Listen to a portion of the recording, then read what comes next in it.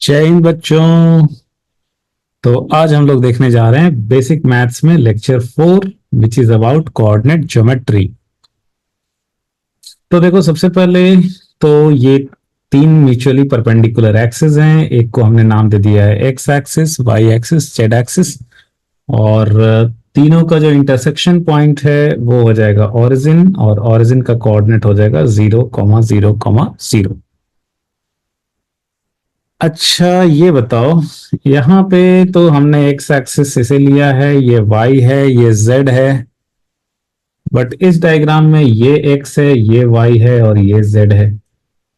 क्या हम लोग सर किसी भी लाइन को कुछ भी एक्स वाई जेड ऐसे मान सकते हैं? क्या इसमें कोई पाबंदी नहीं होती है, या फिर इसका भी कोई नियम है? तो देखो, इसका भी कुछ रूल्स है, किसको आप एक्स वाई जेड किस ऑर्डर में मानोगे। तो हम लोग फॉलो करते हैं राइट हैंड सिस्टम। हम लोग सभी जगह फॉलो करते हैं राइट हैंड सिस्टम।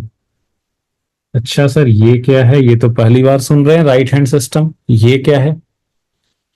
देखो, इसमें करना क्या है, आपको राइट हैंड के चारों फिंगर्स को पहले एक्स की तरफ रखना है। ठीक है, आप एक्स किसी को भी मान सकते हो। पहला जो लाइन होगा, पहला जो ये मानना है, दो आप किसी को भी मान सकते हो। So out of this three, X Y Z, आप किसी को भी एक्स किसी को भी वाई, दो चीज आप किसी को भी मान लो। तीसरा वाला जो है ना, उसमें एरो का डायरेक्शन क्या होगा? तीसरा वाला म्यूचुअली परपेंडिकुलर लाइन में एरो का डायरेक्शन क्या होगा? वो फॉलो होता है राइट हैंड सिस्टम से। उसके लिए क्या करना है, आपने जैसे जिधर भी एक्स माना तो राइट हैंड के चारों फिंगर्स को एक्स के लॉन्ग रखो।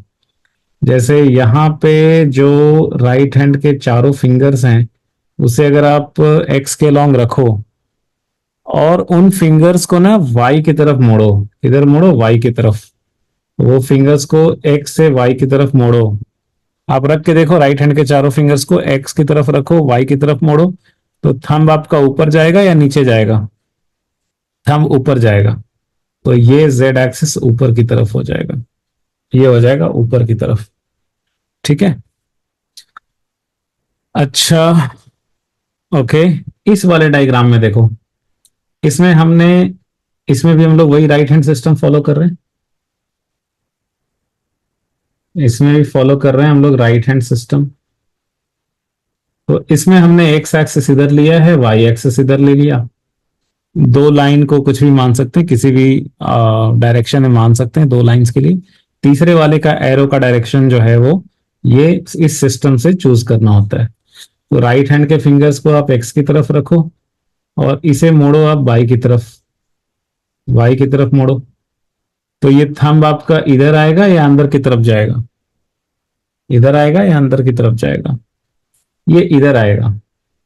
तो इसमें पॉजिटिव जेड का एरो आपको इधर लेना है।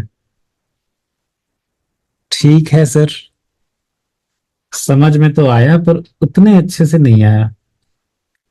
तो आप क्या करो कि कोई सर ऐसा डायग्राम है जिसमें कि लाइक ये तो एज यूजुअल लग रहा है, जिसमें थोड़ा कुछ अलग हो।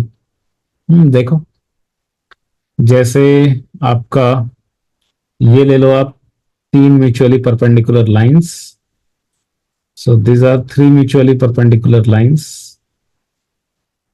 और एक्स वाई जेड किसे लेना है? आप दो तो किसी को भी सेलेक्ट कर लो, आप कुछ भी सेलेक्ट कर लो।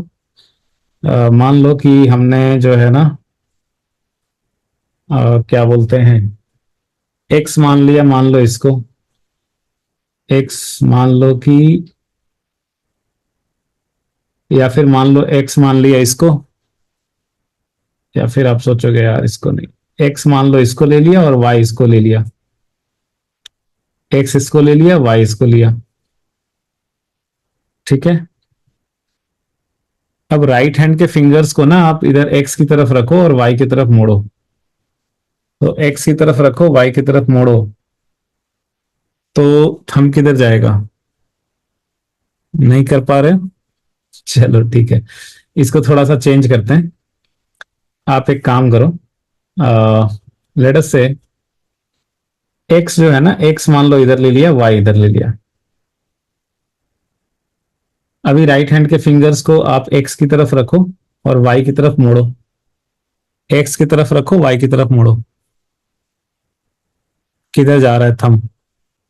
आपकी तरफ आ रहा है या अंदर जा रहा है? हम्म। नहीं क्लियर हो रहा है ना अच्छे से। इस केस में जो है वो थंब आपकी तरफ नहीं आएगा, अंदर की तरफ जाएगा। तो इस बार अंदर वाली जो लाइन है ना, इसे जेड माना जाएगा। मतलब ये प्लेन में नहीं है ये। देखो ये जो तुम मोबाइल में या टैब में या लैपटॉप पे जिस स्क्रीन पे आप देख रहे हो, तो वो वाला प्लेन जो है, आपका मोबाइल का प्लेन या स्क्रीन जो भी है लैपटॉप है उसका प्लेन, ये एक्स वाई प्लेन है। ये जो ये जो लाइन दिख रहा है ये प्लेन के परपेंडिकुलर है। ये उस टैब वाले प्लेन के परपेंडिकुलर है। तो इसमें एरो आ रहा है आपकी तरफ। और ये डॉटेड वाला जो है वो एरो, ये भी ये डॉटेड वाला जो है, ये लाइन डॉटेड वाला लाइन प्लेन में नहीं है, प्लेन के परपेंडिकुलर है, लेकिन इसमें एरो अंदर की तरफ है। अंदर की तरफ है मतलब प्लेन के परपेंडिकुलर अंदर की तरफ। तो राइट हैंड के फिंगर्स को आप एक्स से वाई की तरफ मोड़ोगे ना, एक्स से वाई की तरफ इधर से इधर मोड़ोगे, तो ये थंब जो है वो पॉइंट करेगा अंदर की तरफ। तो इसमें जेड अंदर वाला डायरेक्शन हो जाएगा। ये वाला डायरेक्शन एक्चुअली माइनस जेड हो जाएगा। ठीक है। ऐसे भी देखो, आपने ऊपर में जो लिया था एक्स वाई, देखो यहाँ पे एक्स इधर लिया था, वाई इधर लिया था, एग्जैक्टली उल्टा कर दिया आपने। तो अगर राइट हैंड के फिंगर्स को एक्स से वाई अगर ऐसे घुमा रहे थे तो थंब इधर आ रहा था। तो अगर उल्टा घुमाओगे तो थंब अंदर ही जाएगा ना। तो इस वाले डायग्राम में आपका एक्स इधर था, वाई इधर था, तो जेड आपकी तरफ आ रहा था। नीचे वाले डायग्राम में आपने एक्स और वाई का पोजीशन रिवर्स कर दिया। तो इसमें जो है वो थंब इधर जाएगा, तो इसमें पॉजिटिव जेड ये हो जाएगा, निगेटिव जेड हो जाएगा ये। तो ऐसा नहीं होता है कि एक्स वाई, तो ठीक है आउट ऑफ दीज थ्री मतलब दो का एरो तो आप किधर भी ले सकते हो, बट थर्ड वाला का एरो जो है वो डिसाइड करना होता है राइट हैंड सिस्टम से। इतना लफड़े में क्यों पड़ना है फिर, मतलब सिंपल एक्स वाई जेड जैसा लेते हैं वैसा ले लो। ठीक है, कोई बहुत ज्यादा यूज नहीं है, बट इस बात का बस ध्यान में रखना है कि हाँ मतलब ऐसे आर्बिट्ररी ये नहीं कि कुछ भी ले लिया एरो का डायरेक्शन तीनों में। दो का एरो कुछ भी आर्बिट्ररी ले सकते हो, थर्ड का एरो आपको राइट हैंड सिस्टम से देखना होता है। ठीक है। हम्म। जैसे यहाँ पे अगर मैं रिवर्स कर दूं, मतलब एक्स इसको ले लूं और अगर वाई इसको ले लूं। ठीक है, देखो इस डायग्राम में क्या है, एक्स इधर है, वाई इधर है। तो राइट हैंड के फिंगर्स को अगर इधर रखोगे और ऐसे घुमाओगे एक्स से वाई की तरफ, थंब ऊपर जाएगा, तो ये जेड हो गया। लेकिन अगर उल्टा कर दूं, एक्स इसको ले लूं, वाई इसको ले लूं, तो राइट हैंड के फिंगर्स को अगर ऐसे घुमाओगे तो थंब नीचे जाएगा। तो उस केस में पॉजिटिव जेड ये वाली लाइन होगी। उस केस में पॉजिटिव जेड ये वाली लाइन होगी, ऊपर वाली नहीं। ठीक है, चलो इसको मैं नीचे डायग्राम बना के लिख देता हूं। इसको मैं नीचे लिख देता हूं डायग्राम बना के। इसमें क्या था?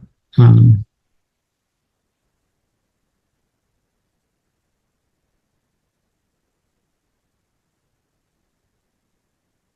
ये देखो आप, इसमें एक्स इधर ले लिया और वाई इधर ले लिया, तो राइट हैंड के फिंगर्स को अगर ऐसे घुमाएंगे ना तो थंब नीचे जाएगा। तो इसमें पॉजिटिव जेड जो है वो नीचे जाएगा।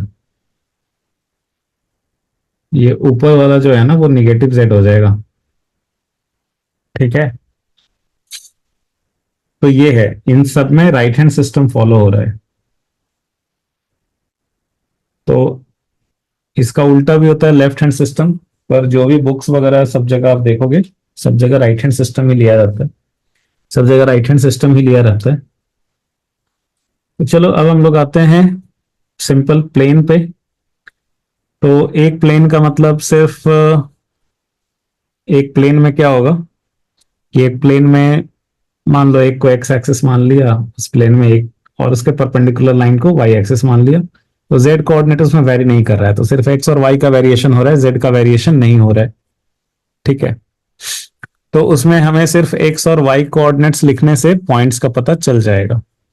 तो लेट अस से मान लो एक पॉइंट है, उसका कोऑर्डिनेट है x1 y1। Now what do mean by x1 and what do mean by y1? तो देखो, अगर आप यहां से परपेंडिकुलर ड्रॉ करते हो एक्स एक्सिस पे पी पॉइंट से, तो ये जहां पे ये इंटरसेक्ट किया उसका ओरिजिन से डिस्टेंस ये हो जाता है x1, और ये जो हाइट है ये हो जाता है y1। या फिर आप y1 के लिए ऐसा बोल सकते हो कि y एक्सिस पे परपेंडिकुलर ड्रॉ करेंगे, और ये जहां पे स्ट्राइक किया ये वाली हाइट y1 हो जाएगी, ये वाली हाइट y1। ठीक है, ओके।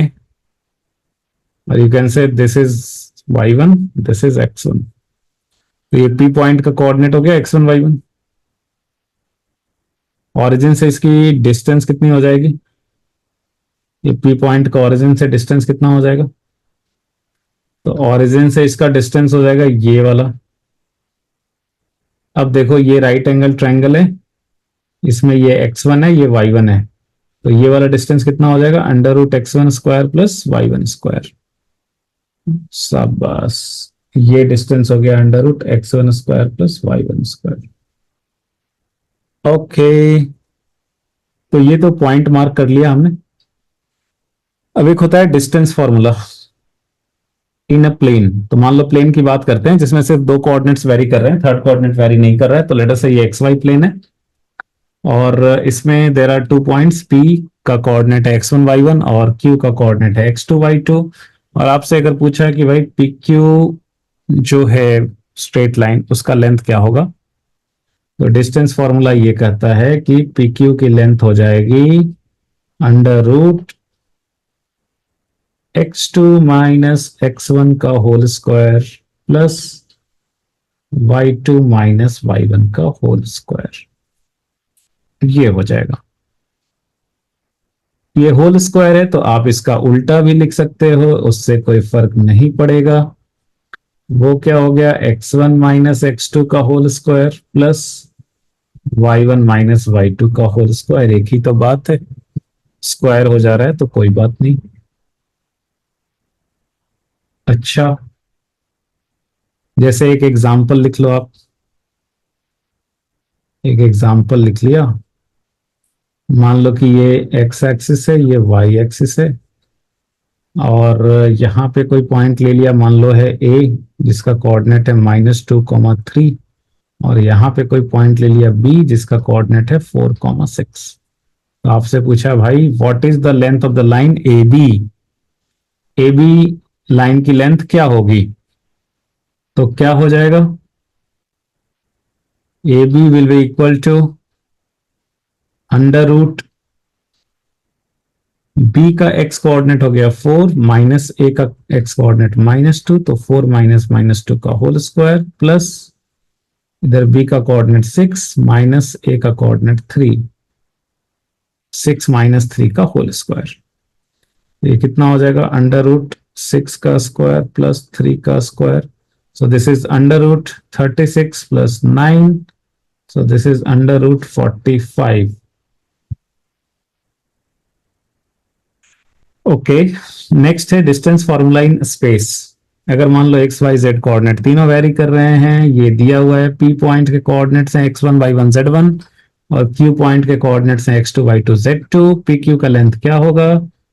बिल्कुल सही पकड़े हैं, पी क्यू की लेंथ बिल्कुल पहले जैसा ही होगा। यहाँ पे हो जाएगा x2 माइनस x1 का whole square plus y2 minus y1 का whole square plus z2 minus z1 का होल स्क्वायर। जैसे एक एग्जांपल कर लो आप। फाइंड डिस्टेंस बिटवीन 2 पॉइंट्स, ये A है और B है। ठीक है, फास्ट हो रहा है तो आप जो है वो वीडियो पॉज करके ये सब चीजें लिख सकते हो, और अगर आपको स्लो लग रहा है तो फास्ट स्पीड पे देख सकते हो, पता है तो चीजों को स्किप कर सकते हो। Find distance between 2 points. तो जैसे मान लीजिए कि A पॉइंट यहाँ पे है इसका कोऑर्डिनेट है 2 -1 -3 और बी पॉइंट यहां पे है -1 2 4।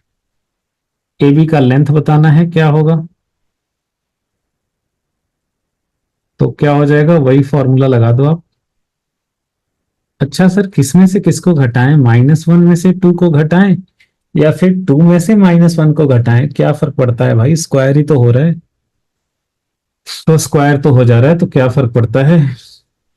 सो A B will be equal to under root, मान लो यहां पे हमने कर दिया -1 -2 का स्क्वायर प्लस 2 माइनस -1 का स्क्वायर प्लस 4 माइनस -3 का स्क्वायर। तो ये क्या हो जाएगा, अंडर रूट, ये -3 का स्क्वायर मतलब -3 का स्क्वायर हो गया 9 प्लस 2 माइनस ऑफ -1 हो गया +3, तो 3 का स्क्वायर और प्लस 4 माइनस ऑफ -3 7, 7 का स्क्वायर। So this is 9 plus 9 plus 49, so this is under root 67। ठीक है, ओके। नेक्स्ट आप आ जाओ इक्वेशन लिखने पे। Equation of X axis, yes, अगर आपको कोई बोले कि भाई एक्स एक्सिस का इक्वेशन क्या होगा, तो एक्स एक्सिस का इक्वेशन का मतलब क्या हुआ, if you mark many many points on x axis, तो ये सब की वाई कोऑर्डिनेट क्या है, 0 है, ये सब के लिए वाई का वैल्यू 0 है। So equation of X axis is yes Y equal to 0 and then अगर आपको कहे कि y इक्वल टू 4 प्लॉट करो, तो y equal to 4, y equal to 4 मतलब 4 यहां पे मार्क कर लो, ये हो गया लेंथ 4।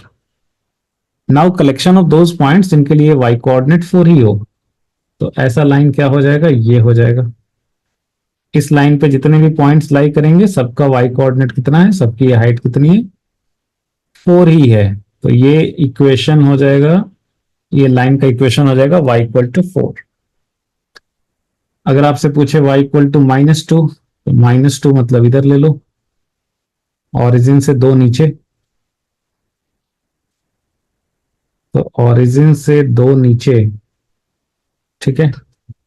तो y इक्वल टू -2 के लिए क्या ले लोगे आप, ये लाइन हो गया y इक्वल टू -2 का equation.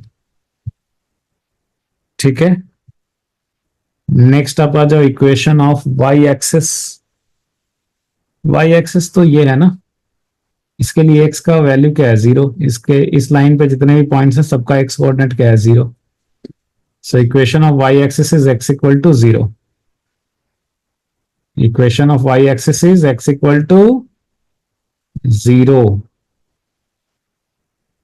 Equation of y axis is x equal to 0। अभी अगर आपको बोले कि अच्छा भाई प्लॉट करो x इक्वल टू -4, तो x इक्वल टू -4 कैसे प्लॉट करोगे, x इक्वल टू -4, तो सर हम ना y एक्सिस से इधर ले लेंगे 4 डिस्टेंस, और ये सर वर्टिकल लाइन ऐसे खींच दिए y एक्सिस के पैरेलल, और यही तो हो गया सर, यही तो हो गया सर x इक्वल टू -4। और अगर मैं कहूं x इक्वल टू 6, तो सर हम यहां से 6 ले लेंगे सर, ये ओरिजिन है तो ओरिजिन से 6 ले लिया, और ये जो है ये हो गया x इक्वल टू 6 का, तो ये हो गया सर x इक्वल टू 6। अच्छा, नेक्स्ट आप आ जाओ general equation of a straight line. तो स्ट्रेट लाइन का जनरल इक्वेशन क्या होता है, स्ट्रेट लाइन का जनरल इक्वेशन क्या होता है देखते हैं हम लोग, ax plus B Y plus C equal to 0। तो स्ट्रेट लाइन के इक्वेशन में क्या होगा कि जो वेरिएबल है यानी x और y, उनका दोनों का मैक्सिमम पावर 1 1 ही होगा। यहाँ पे a b and c are constants, तो जो वेरिएबल है x उसका भी मैक्सिमम पावर 1, और जो वेरिएबल है y दूसरा वाला उसका भी मैक्सिमम पावर 1 ही होना चाहिए, तभी वो इक्वेशन ऑफ स्ट्रेट लाइन होगा। ठीक है, तो यहाँ पे दोनों का मैक्सिमम पावर वन वन ही है, सो this is general equation of a straight line. अच्छा, ये एक फॉर्म हो गया। दूसरा, इसी को आप ऐसे भी लिख सकते हो, एक दूसरा फॉर्म है जिसमें general equation of a straight line can be written in the form y equal to M X plus C. Y equal to M X plus C, इस फॉर्म में लिख दिया y is equal to some constant into x plus सी।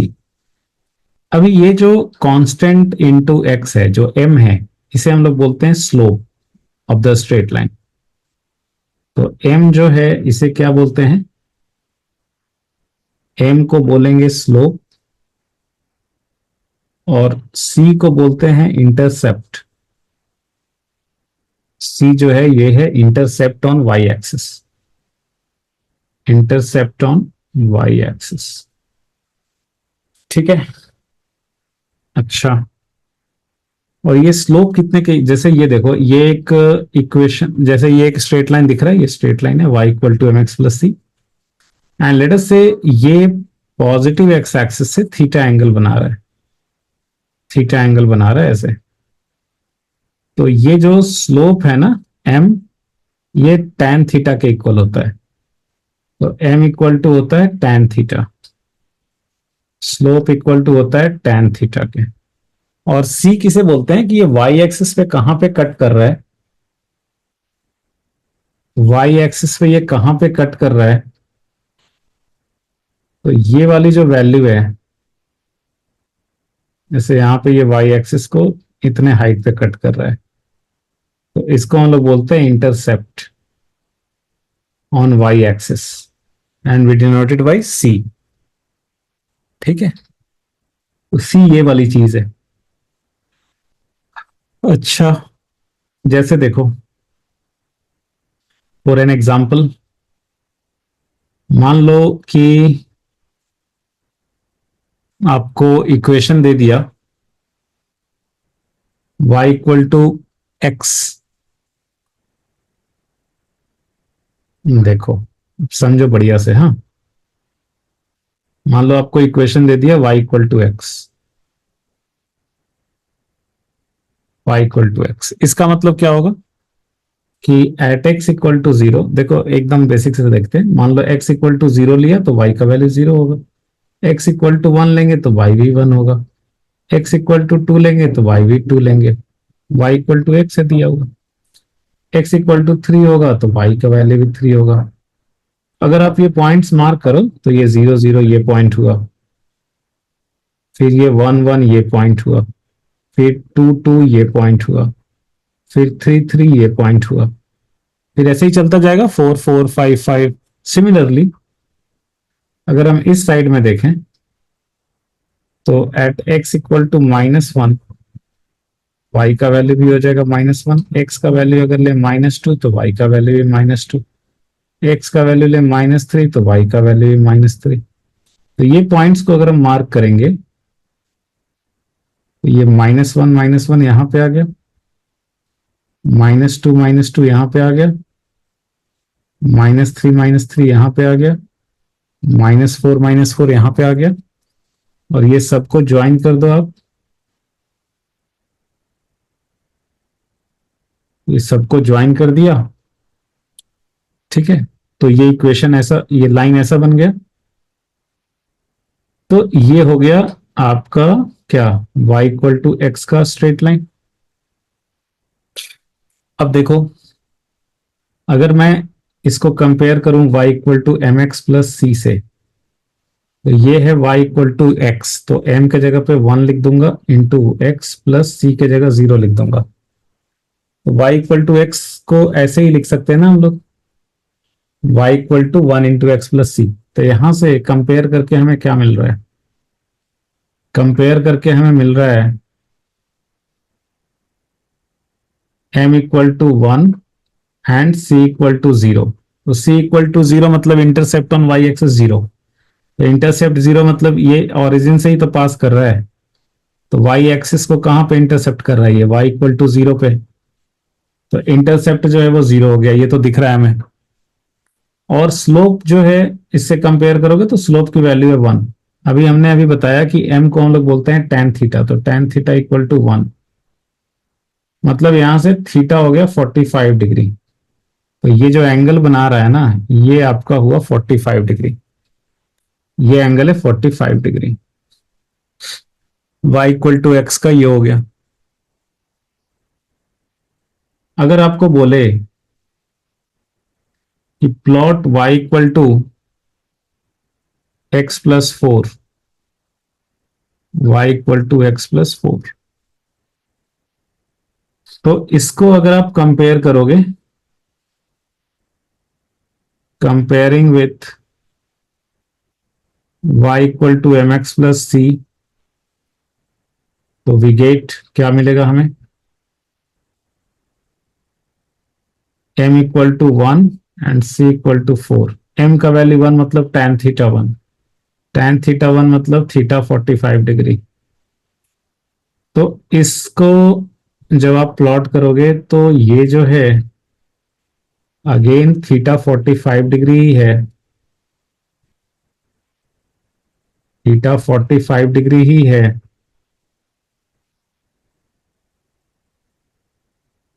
लेकिन ये देखो 45 degree पे ये y equal to x होता था, तो y equal to X plus 4 के लिए भी थीटा 45 ही आया, लेकिन इंटरसेप्ट जो है वो 4 है।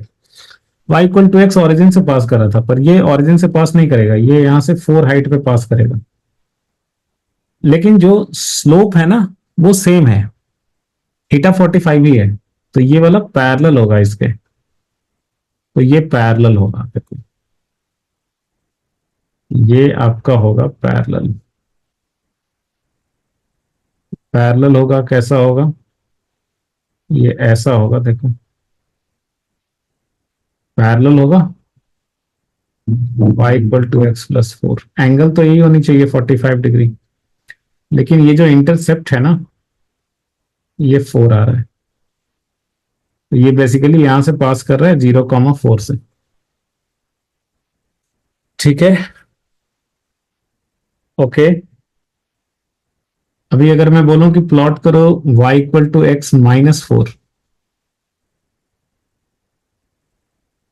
Plot y equal to X minus 4, इसे भी अगर आप कंपेयर करोगे y equal to M X plus C से, तो m का वैल्यू हो गया 1, c का वैल्यू हो गया -4, m का वैल्यू 1 मतलब tan थीटा 1 मतलब थीटा 45 डिग्री, लेकिन इंटरसेप्ट यहाँ पे -4 है।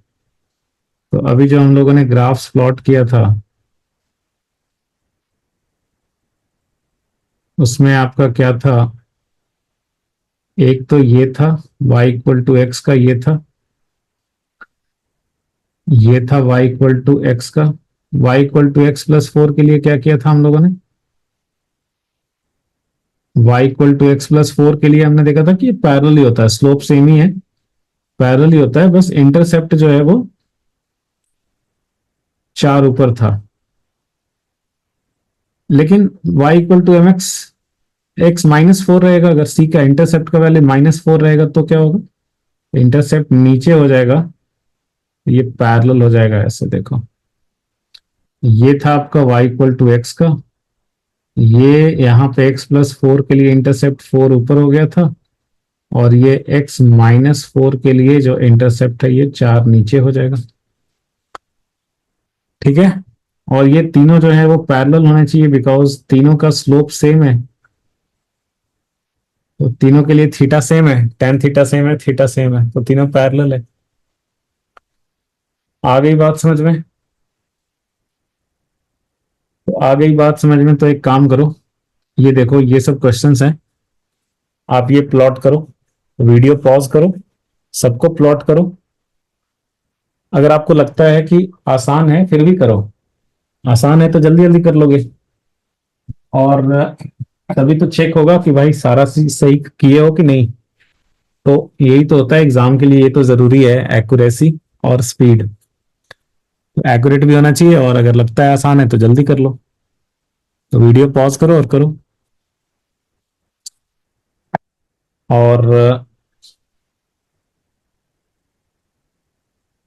मैं भी अब बता दे रहा हूं कि भाई क्या होगा। तो इनका देख ले रहे हैं ग्राफ एक एक करके। जैसे पहला है y = √3x, y = √3x। अभी कंपेयर करो आप y = mx + c से। तो m कितना हुआ √3, c कितना हुआ 0, m को बोलेंगे tan theta, tan theta is √3, theta हो गया 60 डिग्री। थीटा कितना लेना है 60 डिग्री। इंटरसेप्ट 0, इंटरसेप्ट 0 मतलब क्या हो गया पासिंग थ्रू ऑरिजिन। तो पासिंग थ्रू ऑरिजिन, ऑरिजिन से पास करेगा 60 डिग्री पे होगा। तो ये ऐसा हो गया, ये देखो ये हो गया 60 डिग्री पे और ये ऑरिजिन से पास कर रहा है। ये y = √3x हो गया। सेकंड क्या था, सेकंड था y = √3x + 4। सेकंड था y = √3x + 4। कंपेयर करो y = mx + c से। m का वैल्यू हो गया √3, c का वैल्यू हो गया 4, tan थीटा हो गया √3, थीटा हो गया 60। तो वही पहले जैसा ही हुआ, लेकिन यहाँ पे इंटरसेप्ट 4 है। इंटरसेप्ट 4 है मतलब इसी को आप 4 से ऊपर उठा दोगे तो हो गया। इसी को आप 4 से ऊपर उठा दो तो ये आपका हो जाएगा। ये y = √3x है और इसी के पैरेलली आप खींच लो। पैरेलल नहीं लग रहा है ना, पैरेलल नहीं लग रहा है तो कोई बात नहीं। ये आप क्या करो कि, अरे यार,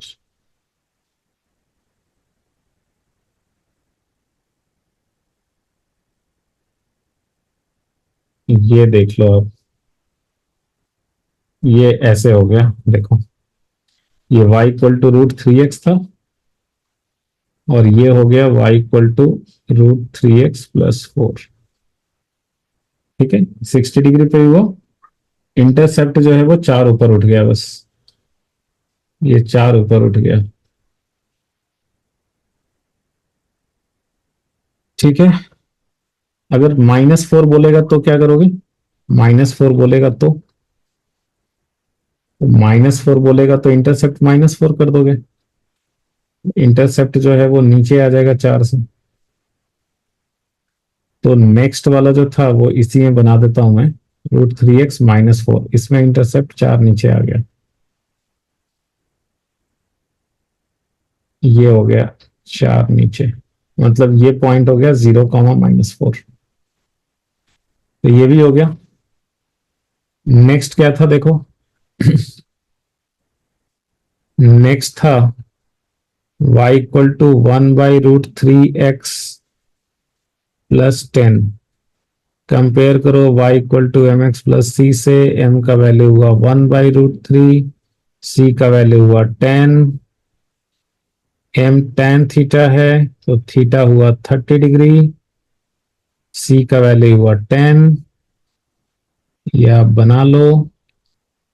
तो c का वैल्यू 10 लेना है और थीटा की वैल्यू √3 लेनी है, सॉरी थीटा की वैल्यू 30 लेनी है। तो ये 30 डिग्री हो गया और ये आपका इंटरसेप्ट जो है वो 10 हो गया, 10। तो ये पॉइंट हो गया 0, 10 और ये इक्वेशन हो गया y = √3x + 10, sorry y = 1/√3x है ना, y = 1/√3x + 10। ठीक है, y = x हम लोग देख चुके हैं, y = x + 5 बिल्कुल वैसे ही हो जाएगा। नेक्स्ट हम लोग आते हैं y = -x पे। तो if you compare it with y = mx + c, तो यहां पे यू विल सी कि m का वैल्यू आ जाएगा -1, c का वैल्यू हो जाएगा 0। c का वैल्यू 0 मतलब पासिंग थ्रू ऑरिजिन, m का वैल्यू -1 मतलब tan थीटा -1 और tan थीटा -1 मतलब थीटा हो जाएगा ऑब्ट्यूज। तो थीटा जो है वो ऑब्ट्यूज हो जाएगा, और ऑब्ट्यूज मतलब सेकंड क्वाड्रेंट हो गया। तो tan थीटा -1 है, तो थीटा कितना होगा? थीटा आपने ट्रिग्नोमेट्री में पढ़ा था, tan थीटा -1 कौन से क्वाड्रेंट में होगा बताओ? tan थीटा -1, इसमें तो ऑल पॉजिटिव होता है और इसमें tan पॉजिटिव होता है, तो इन दोनों में तो नहीं होगा। इसमें tan निगेटिव होगा और इसमें tan निगेटिव होगा। तो ये कुछ ऐसा होगा, देखो ये कुछ ऐसा होगा,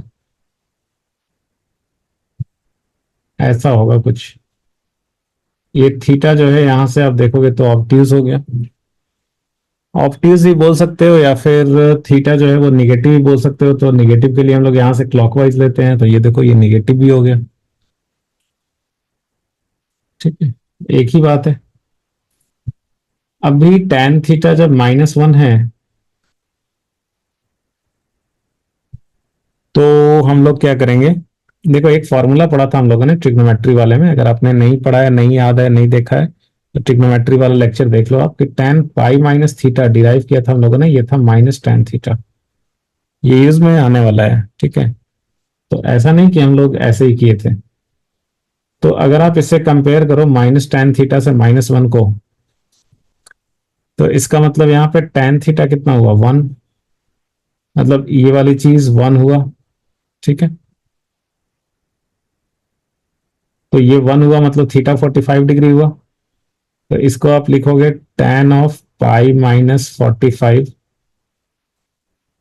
पाई-पाई/4 लिख देता हूं, इज इक्वल टू -tan पाई/4, और ये -1 हो गया, और ये पाई-पाई/4 क्या हो गया? 4 पाई-पाई/4, यानी कि 3 पाई/4। और 3 पाई/4 का मतलब हो गया 3/4 इंटू 180 डिग्री, मतलब ये हो गया 135 डिग्री। तो ये थीटा की वैल्यू 135 डिग्री होनी चाहिए यहाँ पे। हम्म, ट्रिग्नोमेट्री आपने अगर बढ़िया से पढ़ा हुआ है तो फिर आपको ये आता ही है, ठीक है। मतलब tan थीटा अगर जैसे -1 निकालना है ना, तो अगर मान लो ये आपको नहीं समझ में आया, तो आप ऐसे करो ना, आप ऐसे कर लो कि भाई देखो, tan थीटा है -1, थीटा निकालना है ना, तो कोई बात नहीं, आप इसको छोड़ दो, पहले आप tan थीटा को पॉजिटिव ही लिख लो। tan थीटा अगर +1 होता है तो थीटा कितना होगा? 45 होगा, ये तो पता ही है, ठीक है। अभी tan थीटा नेगेटिव है, आपको ये भी पता है कि सेकंड क्वाड्रेंट में होता है, तो सेकंड क्वाड्रेंट में होता है तो आप यहां से 45 ले लो ना, ये वाली एंगल 45 ले लो, ठीक है। सेकंड क्वाड्रेंट में tan नेगेटिव होता है, तो आपको क्या करना है सिंपली, कि आप जानते हो कि हॉरिजेंटल लाइन में कुछ भी जोड़ते हैं घटाते हैं तो वो tan tan ही रह जाएगा। तो आप सिंपली क्या करो, आपने tan थीटा प्लस लिया, इससे थीटा 45 डिग्री हो गया, आप ये हॉरिजेंटल वाली लाइन से इधर ले लो 45, तो आपका रेफरेंस लाइन से कितना एंगल बन गया फिर? ये बन गया 180 - 45 इज 135 डिग्री, तो वही हो गया, यही हो गया 135 डिग्री।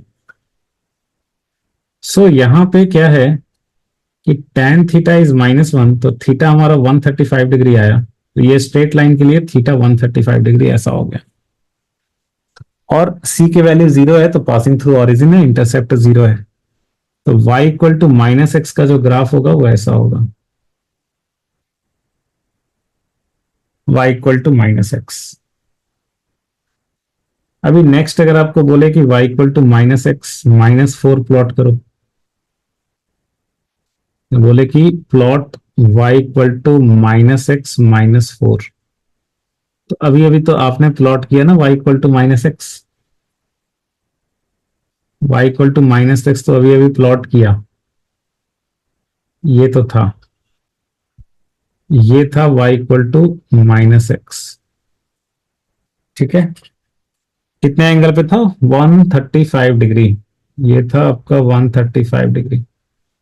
-4 मतलब इंटरसेप्ट जो है तो देखो स्लोप तो वही है, -4 एक्स्ट्रा ऐड हो गया, मतलब इंटरसेप्ट -4 हो गया। इंटरसेप्ट -4 के लिए क्या करेंगे? इंटरसेप्ट -4 के लिए नीचे से ले लो आप।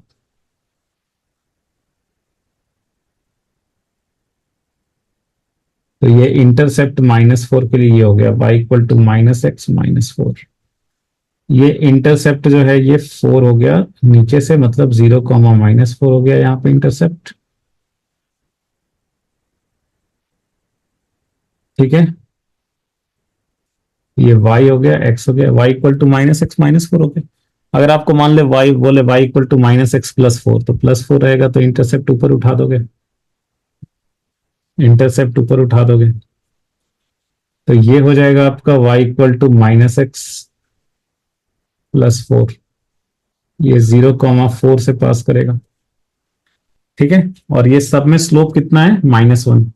सो सब में थीटा जो है वो 135 डिग्री है, स्लोप सेम है, मतलब पैरेलल होगा।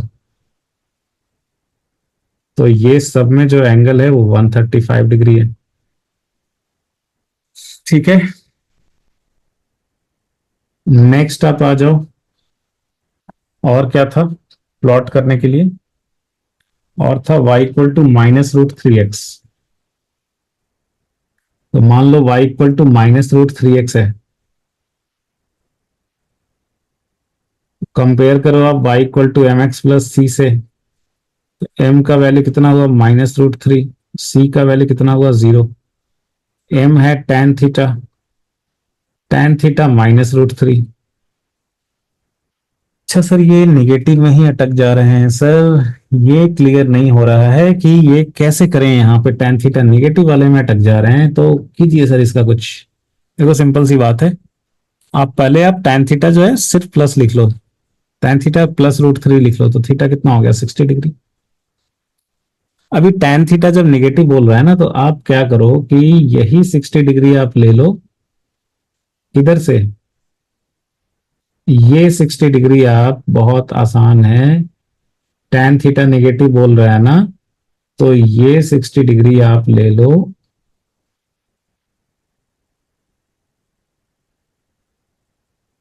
इधर से, 60 ले लो बस। तो पॉजिटिव एक्स एक्सिस से कितना हो गया? ये आपका हो गया 180 - 60 which is equal to 120 degree. tan theta यही हो जाएगा इसके लिए, -√3 इसी के लिए हो जाएगा ये। तो इक्वेशन हो जाएगा y = -√3x। बस हो गया ग्राफ।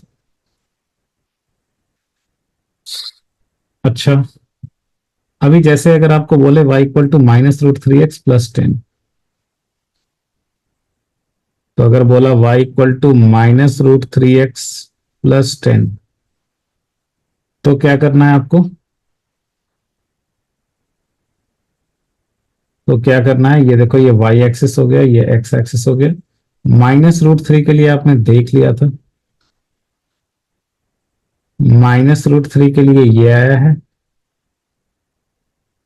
मतलब ये 120 डिग्री आया था। ये था एक सेकंड, ये था y = -√3x। इसमें 10 ऐड कर देना है बस, तो ये 10 ऊपर उठ जाएगा। तो ये y = -√3x है, और ये आ जाएगा y = -√3x + 10। 10 ऊपर उठ गया भाई, ये 10 ऊपर उठ गया, तो ये वाली जो वैल्यू है ना, ये वाली वैल्यू, ये इंटरसेप्ट यही 10 हो गया। ये पॉइंट जहां पे कट करेगा वो 0, 10 होगा एक्चुअली। ठीक है, और अगर y = -√3x - 10 बोलेगा तो, -10 बोलेगा तो इंटरसेप्ट नीचे ले लो।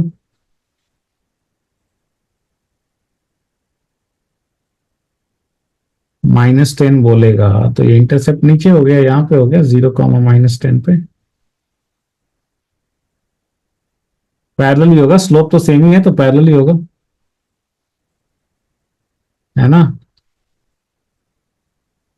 स्लोप सेम ही है तो पैरेलल ही होगा। तो ये हो गया इक्वेशन किसका? y = -√3x - 10। चलो एक लास्ट और देख लेते हैं। अगर आपसे बोले y इक्वल टू -1/√3x, तो -1/√3x, तो आप इसको कंपेयर करोगे mx प्लस c से, तो m का वैल्यू हो गया -1/√3, c का वैल्यू हो गया 0, तो tan थीटा हो गया c0 मतलब passing through origin, tan theta हो गया -1/√3। तो tan थीटा 1/√3 कब होता है? 30 डिग्री के लिए ना।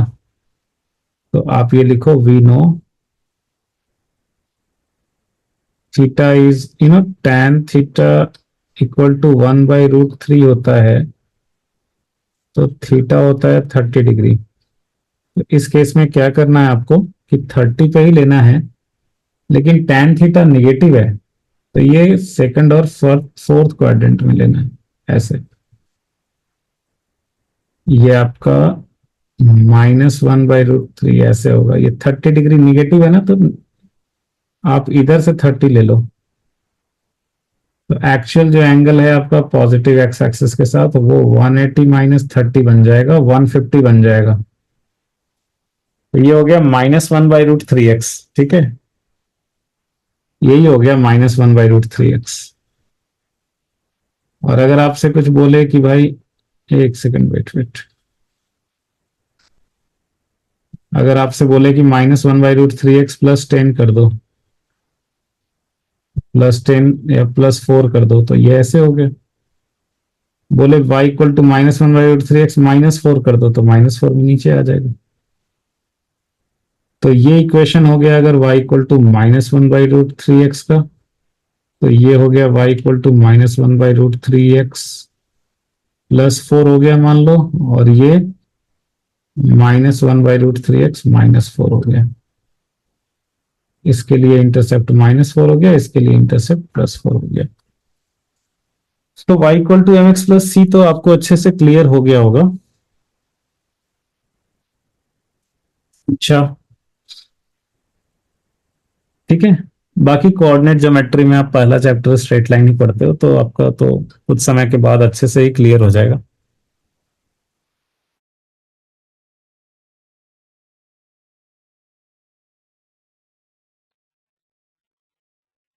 नेक्स्ट देखो आप, नेक्स्ट है slope of a straight line can also be written as. कभी कभी हमें क्या होता है, दो पॉइंट्स दिया रहता है और उसका स्लोप लिखना होता है।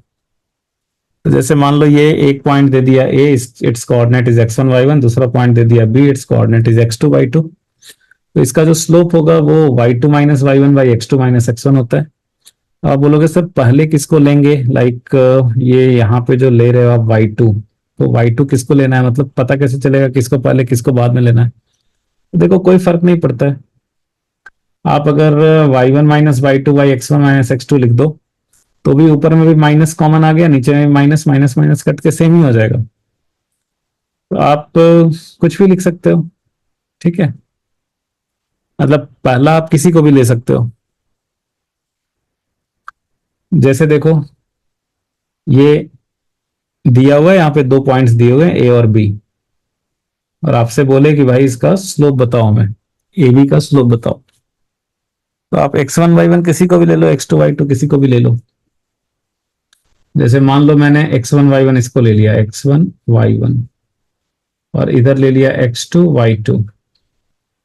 तो यहाँ पे x1 की वैल्यू कितनी है 4, और y1 की वैल्यू कितनी है, सॉरी x1 की वैल्यू है 0 ना, सॉरी x1 का वैल्यू 0, y1 का वैल्यू 4। ठीक है, और इधर x2 कितना है, x2 हो गया 3 और y2 हो गया 0। तो स्लोप क्या लिखोगे, y2 minus y1 by x2 minus x1। और यहाँ पे देखो आप वैल्यू डाल के, तो ये हो गया 0 माइनस 4/x2 3 माइनस x1 0। तो ये हो गया -4/3।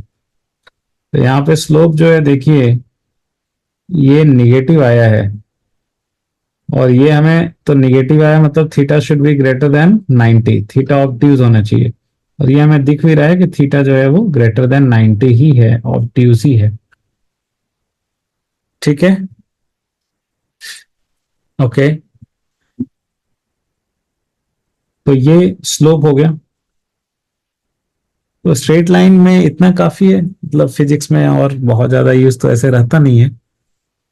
एक और बहुत तो देख ले सकते हो आप, जैसे काइंड ऑफ अगर मान लो कि दो पॉइंट का कोऑर्डिनेट्स मालूम है ना, तो भी स्ट्रेट लाइन का इक्वेशन लिखा जा सकता है। तो वो स्ट्रेट लाइन में तो आप मैथ्स में पढ़ते ही होगा, चलो ठीक है देख लेते हैं, नीट वालों का एटलीस्ट काम दे देगा।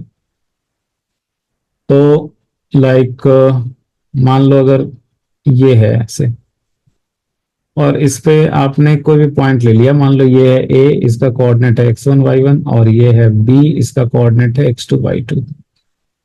तो दो पॉइंट्स के कोऑर्डिनेट्स मालूम है हमें, तो स्लोप तो आप जानते ही हो कि यहाँ पे स्लोप जो होता है वो होता है y2 - y1/x2 - x1। Equation of straight line जो होगा ये यहाँ पे आप लिख सकते हो, और वो क्या होता है, equation of straight line can be written, ये ऐसे लिख सकते हैं y - y1 = slope which is m into x - x1। और स्लोप की वैल्यू कितनी होती है, स्लोप की वैल्यू तो अभी अभी हम लोगों ने देखा कि स्लोप की वैल्यू होती है y2 - y1/x2 - x1। तो ये हो गया स्लोप, और इधर हो गया x - x1। सो ये आपका इक्वेशन ऑफ स्ट्रेट लाइन आ गया। तो ऐसे करके भी लिखा जाता है स्ट्रेट लाइन का इक्वेशन, बहुत ज्यादा इसका यूज नहीं है, बट हमने देखा है तो एक एग्जांपल भी ले ही लेते हैं, एक एग्जांपल तो बनता ही है। तो जैसे देखो, मान लो कि कोई दो पॉइंट्स दे दिया है, ये मान लो हो गया 0, कुछ भी लिख लो, 0,4, और ये ले लो मान लो 6,0, ये पॉइंट बी हो गया। अभी अगर आपको बोले कि भाई इक्वेशन ऑफ स्ट्रेट लाइन बताओ क्या होगा, तो पहले तो स्लोप लिख लो आप। तो स्लोप m जो है वो क्या हो जाएगा x। अभी x1 y1 किसको लें, x2 y2 किसको लें, किसी को ले सकते हैं। मान लो ये हो गया x1 y1, और ये हो गया x2 y2। ठीक है, तो स्लोप क्या होता है y2 - y1। अच्छा, किसी को भी x1 y1 ले सकते थे, जरूरी नहीं है ए को ही लेना है x1 y1, बी को भी ले सकते थे। आप उल्टा करके देख लेना। तो m का वैल्यू हो गया y2 - y1/x2 - x1। तो y2 कितना है 0, -y1 कितना है 4/x2 कितना है 6, और -x1 कितना है 0, तो ये हो गया -4/6। तो ये स्लोप हो गया। अभी इक्वेशन ऑफ स्ट्रेट लाइन आपने अभी देखा कि इक्वेशन जो होगा वो होगा y - y1 = slope into x2, sorry x - x1। तो ये y - y1 की वैल्यू आप देख लो, लिया हुआ है 4, देखो y1 है 4 = स्लोप है -4/6, और x - x1 है 0। तो y हो जाएगा 4 - 4x/6। यही हो गया equation of a straight line. ठीक है, इसको आप ऐसे लिख सकते हो स्टैंडर्ड, मतलब y =4/6x +4, ऐसा y =mx + c के फॉर्म में आ गया। अच्छा, आप अगर ये बोलोगे कि सर अगर मैं ए को नहीं लेता x1 y1, बी को अगर x1 y1 ले लेता, तो क्या कोई फर्क पड़ जाता? कोई फर्क नहीं पड़ेगा। बाय द वे हम लोग करके देख लेते हैं। तो कोई फर्क नहीं पड़ेगा, करके देख लेते हैं, हम लोग चेक कर लेते हैं अभी। तो आपका ये y है,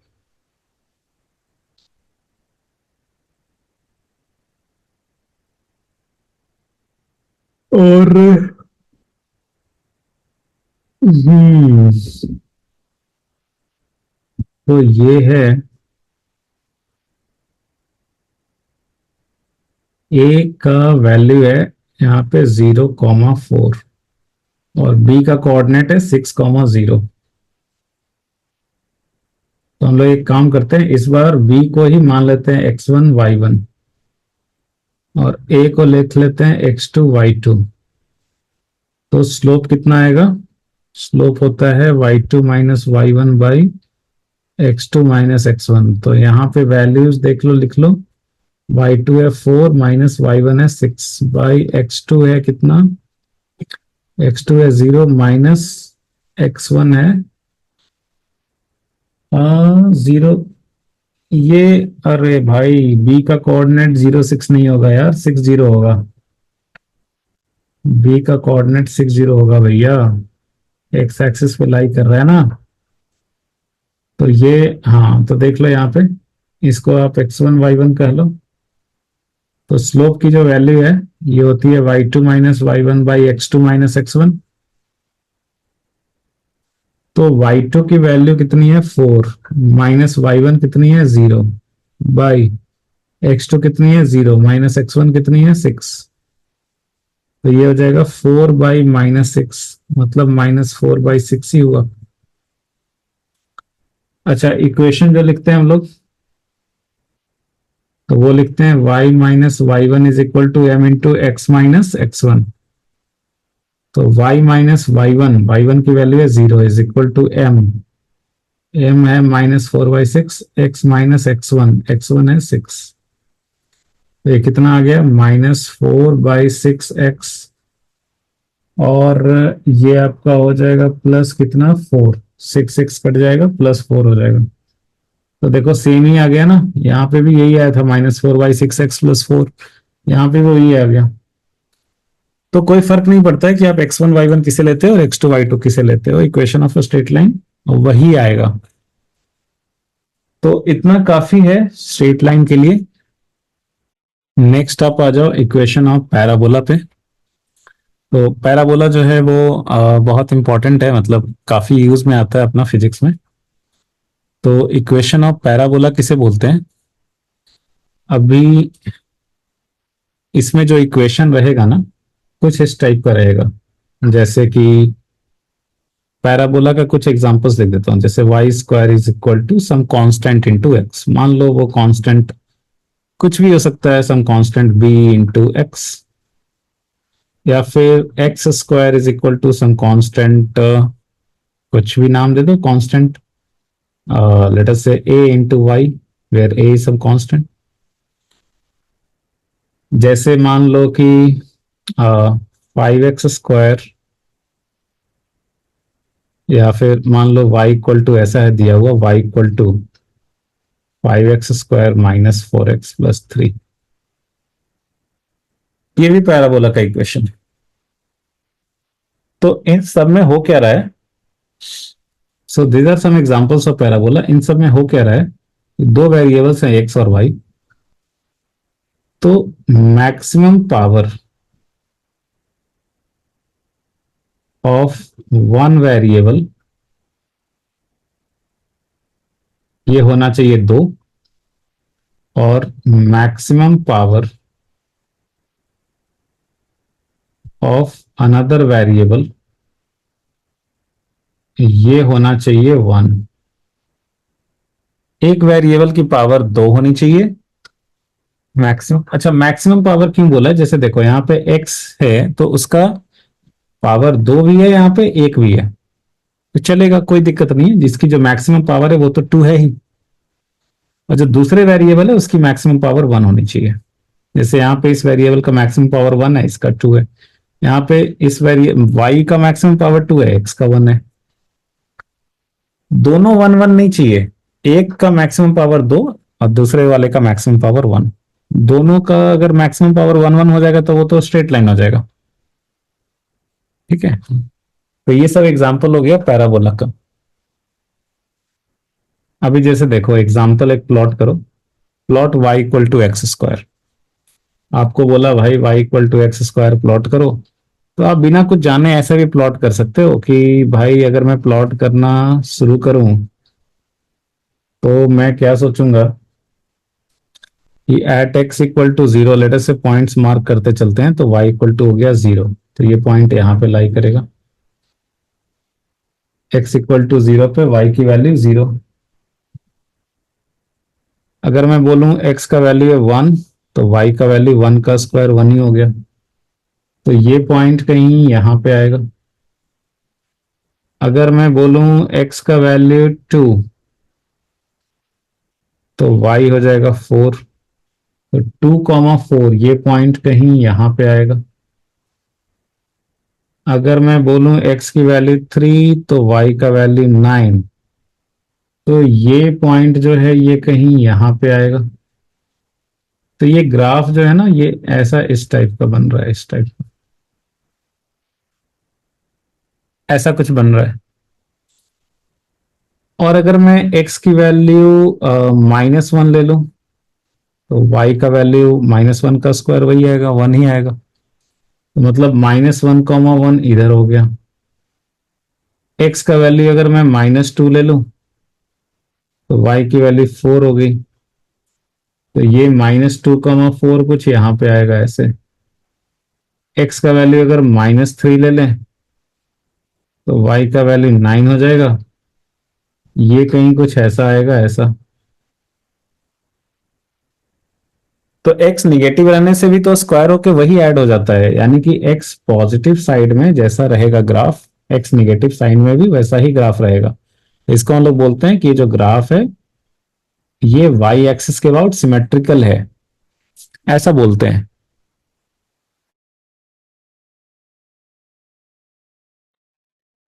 या फिर इसको ये भी बोलते हैं कि y एक्सिस के राइट साइड में जैसा इमेज है, लेफ्ट साइड में एग्जैक्टली उसका मिरर इमेज।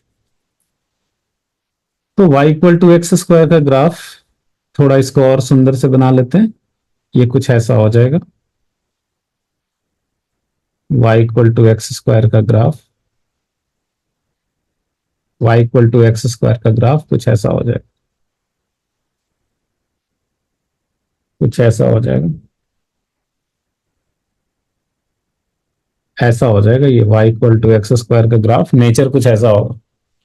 अभी देखो ये मुड़ा हुआ है y एक्सिस की तरफ, ये y एक्सिस की तरफ मुड़ा हुआ है ऐसे। तो इसको हम लोग बोलते हैं कॉनकेव टुवर्ड्स y एक्सिस। क्या बोलते हैं? Concave towards y axis. देखो जिस वाले वेरिएबल का पावर मैक्सिमम पावर 1 है ना, उस साइड में ये कॉनकेव है, उस साइड में ये ऐसे मुड़ा हुआ है। ठीक है, बिकॉज इसकी वैल्यू रैपिडली चेंज हो रही है, तो ये कॉनकेव है इसी साइड में, जिस साइड में मैक्सिमम पावर 1 है। अभी अगर बोले आपको कि ठीक है भाई, y equal to X square plus 4 करो, y equal to X square plus 4 plot करो, तो आप बोलोगे यार ये y equal to X square है, इसमें 4 सिंपली ऐड कर दो। तो 4 सिंपली इसको जो है ना ऊपर उठा दो, मतलब जो भी वैल्यूज आएंगे उसमें 4 ऐड ही तो करना है। तो अगर ये y equal to X square का ग्राफ है, तो y equal to X square plus 4 के लिए क्या करना है आपको? एक सेकंड।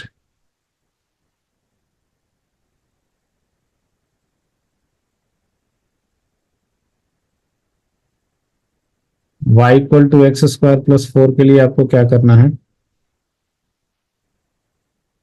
कि आपको सिंपली 4 ऊपर उठा देना है। देखो ग्राफ वही है, 4 ऊपर उठ गया, तो ये हो गया y equal to X square plus 4। 4 से ऊपर उठ गया ये। ठीक है, अगर आपको कोई बोले y equal to X square -4, तो -4 के लिए क्या होगा? 4 नीचे आ जाएगा। तो ये y equal to X square -4, इसके लिए 4 नीचे आ गया। कितना नीचे आ गया? जैसे ये पॉइंट हो गया 0,4, ये पॉइंट हो गया 0,-4, ये तो ओरिजिन है, 0,0 हो गया। तो देखो इसमें सिंपली 4 ऐड करना है, तो 4 ऊपर उठा दिया, 4 घटाना है, 4 नीचे कर दिए। ठीक है। अच्छा, देखो इसमें और भी है एक। मान लो अगर आपको बोले कि प्लॉट करो y equal to X minus 4 का स्क्वायर। अब ये कुछ अलग है।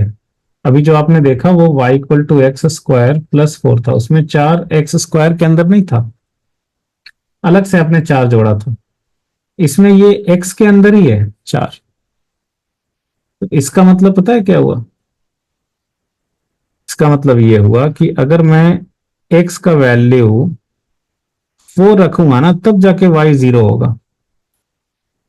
y equal to X square वाले में क्या था कि x का वैल्यू 0 रखने से ही y का वैल्यू 0 आ रहा था, so it was passing through 0 0। वो 0 0 से पास कर रहा था वो, यहां से। लेकिन इस वाले में क्या है कि x का वैल्यू 4 रखने से ही y का वैल्यू 0 हो रहा है, so it is passing through 4,0। So it is passing through 4,0। मतलब जो चीज यहाँ पे 0 0 हो रहा था वही चीज यहाँ पे क्या होगा, 4 0 पे होगा। तो ये सिंपली क्या होगा ना, ये शिफ्ट हो जाएगा ग्राफ। सिंपली जो है ना ये ग्राफ, ये आपका क्या होगा,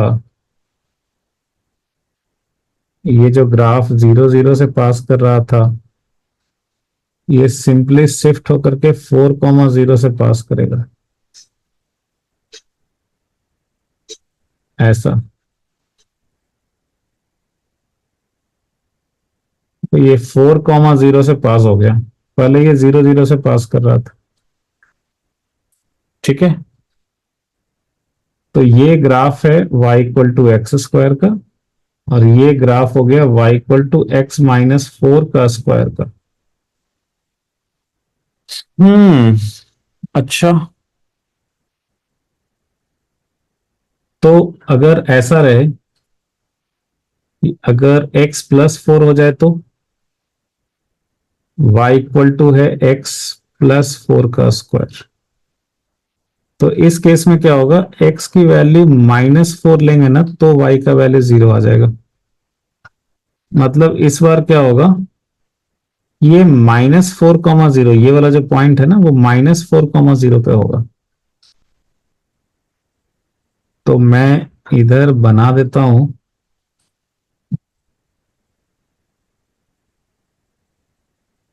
देखो ये है ना, ये -4,0 पे स्विच कर जाएगा ऐसे।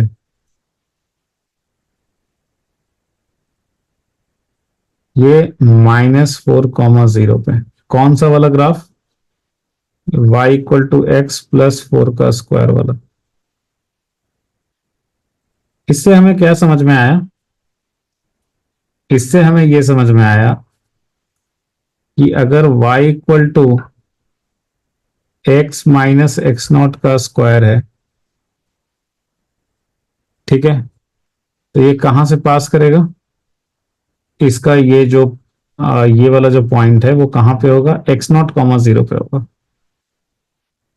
x0,0 पे वो वाला पॉइंट होगा, because at x equal to x0 y की वैल्यू 0 होगी, ठीक है। तो ये देखिए,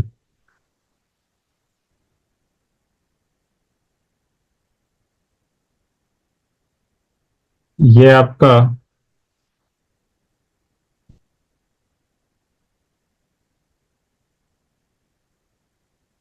y equal to X square ये था। तो x माइनस एक्स नॉट अगर बोलेगा, if X naught is positive, तो ये ग्राफ ऐसे आ जाएगा, सिंपली शिफ्ट हो जाएगा यहाँ पे, ये x0,0 पे। एक्स नॉट पॉजिटिव है तो इधर शिफ्ट हो गया, एक्स नॉट नेगेटिव होगा तो लेफ्ट साइड में शिफ्ट हो जाएगा, ठीक है।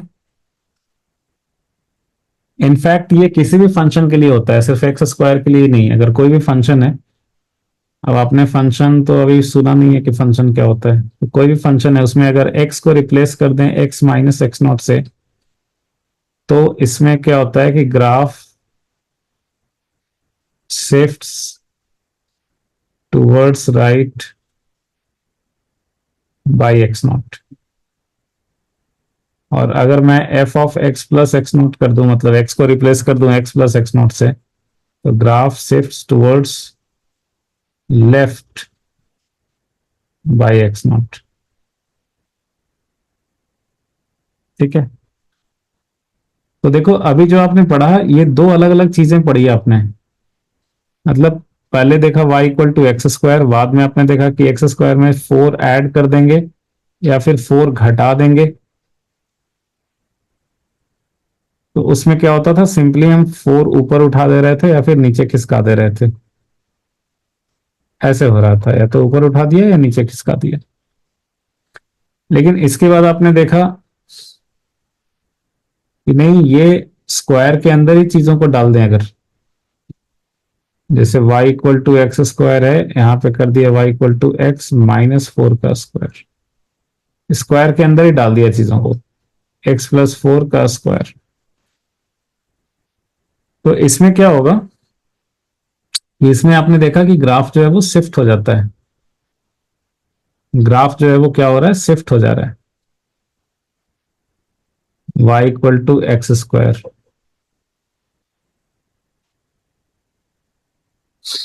ठीक है, y equal to X square है, ये y वर्सेस x माइनस 4 कर दिया, तो ये क्या हो गया, इधर आ गया। एक सेकंड, राइट साइड में शिफ्ट हो गया। x प्लस 4 कर दिया, तो लेफ्ट साइड में शिफ्ट कर गया। ये आपका ऐसा शिफ्ट कर गया। तो ये हो गया x प्लस 4 का स्क्वायर के लिए, ये हो गया आपका y equal to X square के लिए, और ये हो गया आपका y equal to X minus 4 का स्क्वायर। तो ये डिफरेंस समझ गए आप। और अगर दोनों चीज हो गया, मान लो y इक्वल टू कर दिया x माइनस 4 का स्क्वायर और प्लस 4, तो अभी शिफ्ट भी करना है और 4 से ऊपर भी उठाना है। शिफ्ट भी करना है, 4 से ऊपर भी उठाना है। तो जैसे आपका ये एक्स स्क्वायर हो गया ये वाला,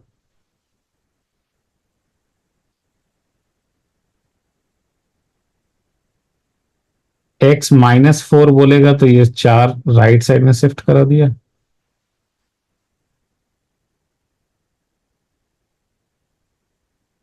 और इसके बाद जो है वो 4 ऊपर भी उठाने बोल रहा है, 4 ऊपर उठा दिया इसको ऐसे, इसको वर्टिकली ऐसे 4 से ऊपर शिफ्ट कर देंगे।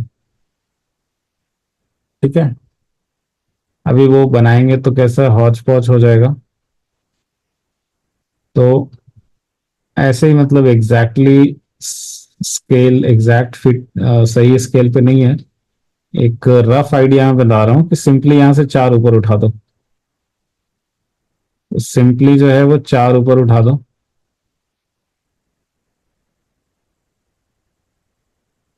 ठीक है, ऐसे हो जाएगा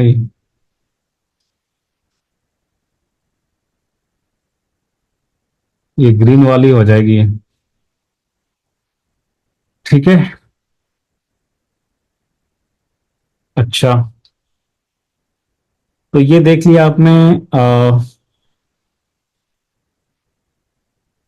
ये देख लिया आपने, तो समरी क्या था, समरी ये था कि स्क्वायर के अंदर ही रहेगा तो शिफ्ट कराना है, और सिंपली अगर 4 ऐड कर दिया घटा दिया तो ऊपर शिफ्ट कराना है नीचे शिफ्ट कराना है। और अगर ये स्क्वायर के अंदर ही डाल दिया तो लेफ्ट या राइट कराना है। ठीक है, नेक्स्ट जो है, ये देखो इसमें क्या डिफरेंस है, पहले y equal to X square था, अभी x equal to Y square हो गया। तो सिंपली इसमें क्या करना है आपको, देखो y equal to X square आपने कैसे प्लॉट किया था, उसमें कॉनकेव किधर था, उसमें ये कॉनकेव टुवर्ड्स वाई एक्सिस था, y equal to X square वाले। और अभी x equal to Y square है, मैक्सिमम पावर x का है 1, तो ये कॉनकेव टुवर्ड्स x एक्सिस हो जाएगा। तो इसका जो ग्राफ होगा ना वो ऐसा होगा।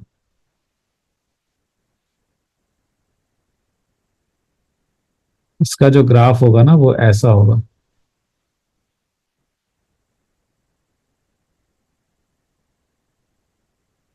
ऐसा कॉनकेव टुवर्ड्स एक्स एक्सिस हो गया ये, concave towards X axis, X equal to Y square. ठीक है,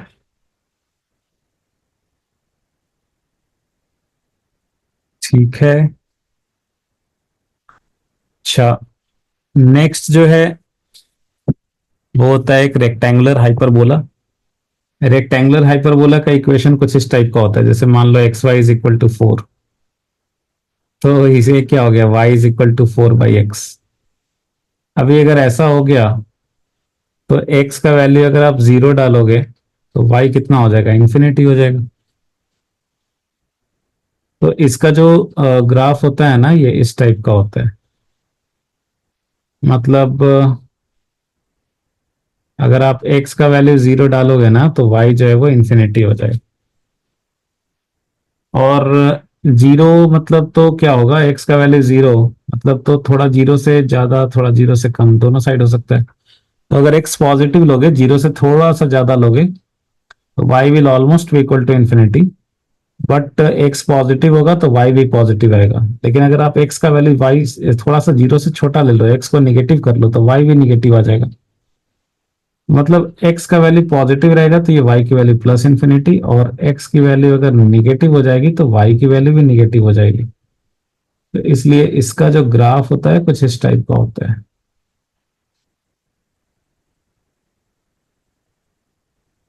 इस टाइप का होगा, देखो x इक्वल टू 0 पे y की वैल्यू क्या है, ऑलमोस्ट इन्फिनिटी। इधर प्लस इन्फिनिटी भी है, माइनस इन्फिनिटी भी है। एक्स थोड़ा सा 0 से ज्यादा होगा, पॉजिटिव होगा, तो y की वैल्यू प्लस इन्फिनिटी। एक्स अगर 0 से थोड़ा सा कम होगा, नेगेटिव होगा, तो y की value minus infinity.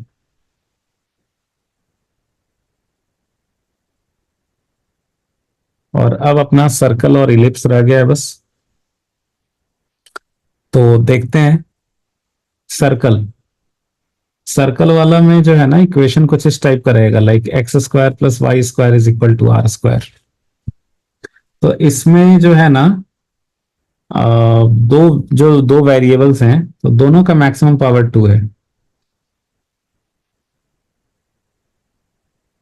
Maximum power of x, ये भी 2, और maximum power of Y,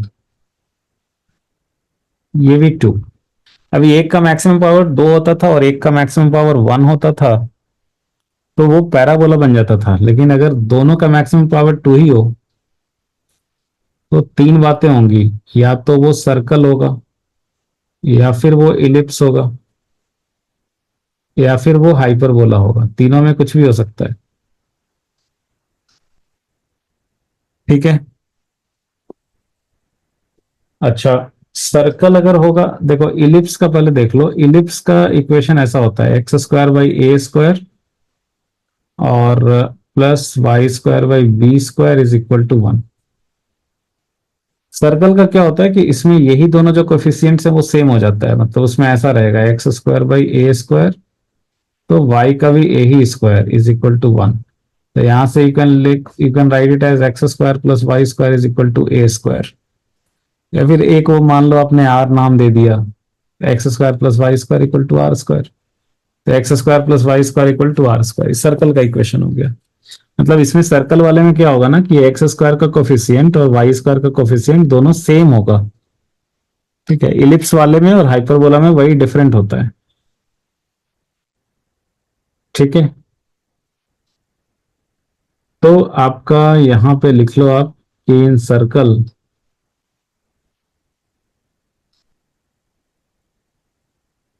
power of X square, power नहीं, कोफिशियंट ऑफ,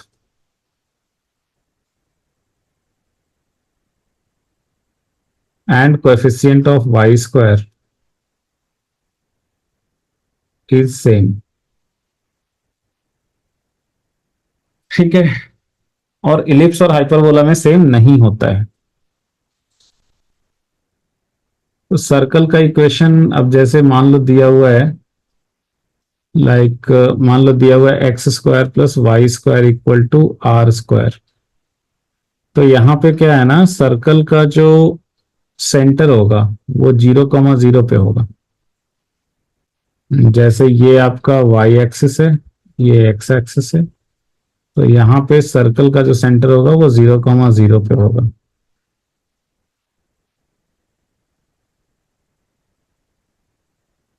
ये सर्कल का सेंटर यहाँ पे होगा 0,0 पे, और ये रेडियस है आर। ये हो गया सर्कल का इक्वेशन। अभी इसी को जो है ना ऐसा भी हो सकता है, जैसे मान लो दे दिया x-2 का स्क्वायर प्लस y+1 का square is equal to R square. क्या ये सर्कल का इक्वेशन है? तो देखो एक्स स्क्वायर का कोफिशिएंट और वाई स्क्वायर का कोफिशिएंट यहाँ पे भी सेम ही है, तो ये सर्कल का इक्वेशन हो गया। लेकिन यहाँ पे सर्कल का जो सेंटर होगा ना, centre of circle will lie eight 2,1, 2,-1। अब -1 कैसे हुआ? और स्टैंडर्ड इक्वेशन जो है ना, स्टैंडर्ड इक्वेशन ऑफ सर्कल जो होगा ये कुछ ऐसा होगा, x-x0 का स्क्वायर प्लस y-y0 का square is equal to R square. यहाँ पे सर्कल का जो सेंटर होगा, centre of circle, this will lie at x0 y0। ठीक है, और रेडियस जो है ये तो आपका r हो गया। तो अगर आप कंपेयर करते हो ऊपर वाले से x-2 का होल स्क्वायर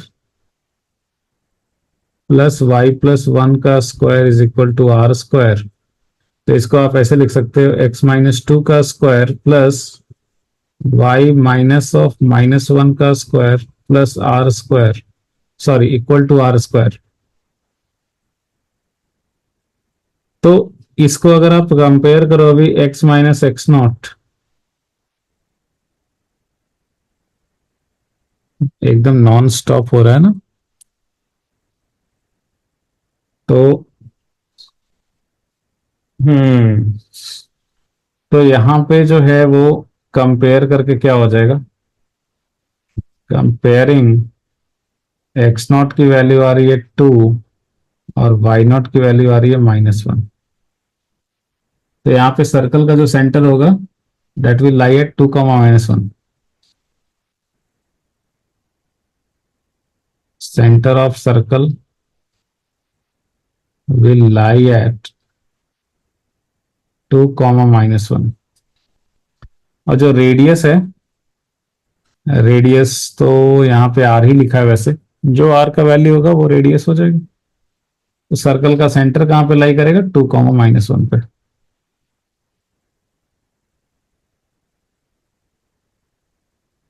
-1 कहाँ पे आएगा? 2x की वैल्यू 2 और y की वैल्यू -1, ये पॉइंट कुछ यहाँ पे आएगा। तो सर्कल का जो सेंटर है वो depending on the values of R, circle का सेंटर आप ऐसे बना सकते हैं। सर्कल का सेंटर कुछ ऐसा हो जाएगा।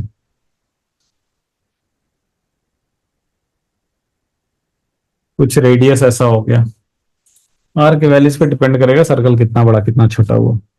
सो x-x0 का होल स्क्वायर प्लस y-y0 का whole square is equal to R square. तो यहाँ पे हमें x0 y0 सर्कल का सेंटर मिल जाता है और r जो है वो रेडियस मिल जाता है। ठीक है, इलिप्स वाले में क्या होगा, वो सर्कल जैसा ही है, लेकिन इसमें बस एक्स स्क्वायर और वाई स्क्वायर का जो कोफिशियंट है वो डिफरेंट होगा। So X square by A square plus Y square by B square is equal to 1। मान लो ऐसा ले लिया 1। ठीक है, अच्छा,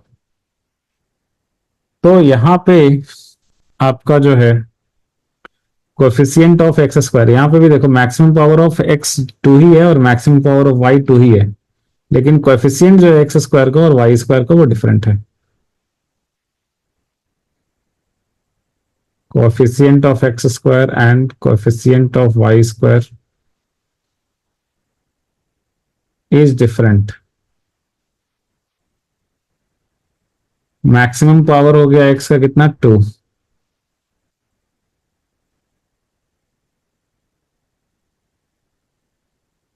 और मैक्सिमम पावर y का भी कितना हो गया 2। ठीक है, और यहाँ पे इस इक्वेशन में देख के जो a होता है, a को हम लोग बोलते हैं सेमी मेजर एक्सिस,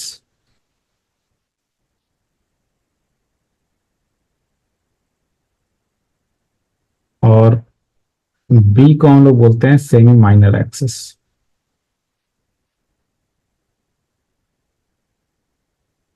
इलिप्स का जो शेप होता है वो कुछ इस टाइप का होता है।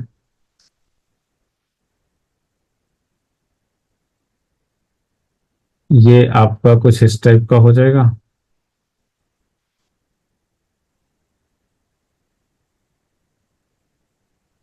ये यहाँ पे ओरिजिन जो है वो यहाँ पे है 0 0 पे।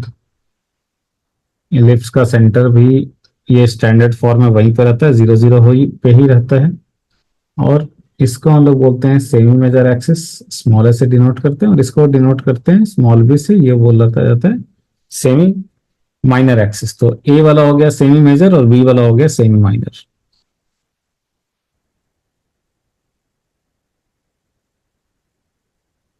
बी वाला हो गया सेमी माइनर। ठीक है। और ओके, कोऑर्डिनेट ज्योमेट्री थोड़ा बड़ा हो गया है ना, खत्म ही नहीं हो रहा है। तो अब लास्ट ही है। हमने क्या पढ़ा अभी तक? क्या पढ़ा कोऑर्डिनेट ज्योमेट्री में? एक्सिस देख लिया, स्ट्रेट लाइन हो गया, पैराबोला हो गया, इलिप्स हो गया, और अब लास्ट में थोड़ा सा देख लेते हैं एक्सपोनेंशियल ग्राफ्स। तो y equal to E to the power X, E वही है जो 2.718 के आसपास जो बताया था, वही वाला ई है ln x में जो होता था। तो y equal to E to the power X, इसका ग्राफ कैसा होगा? इसका ग्राफ होता है ऐसा।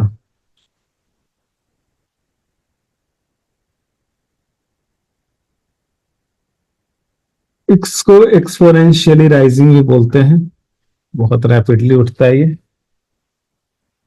तो ये हो गया y equal to E to the power X का ग्राफ। ऐसा देखो, x बढ़ रहा है तो बाद में y जो है वो बहुत रैपिडली चेंज हो रहा है। और अगर ग्राफ हो y equal to E to the power minus x का,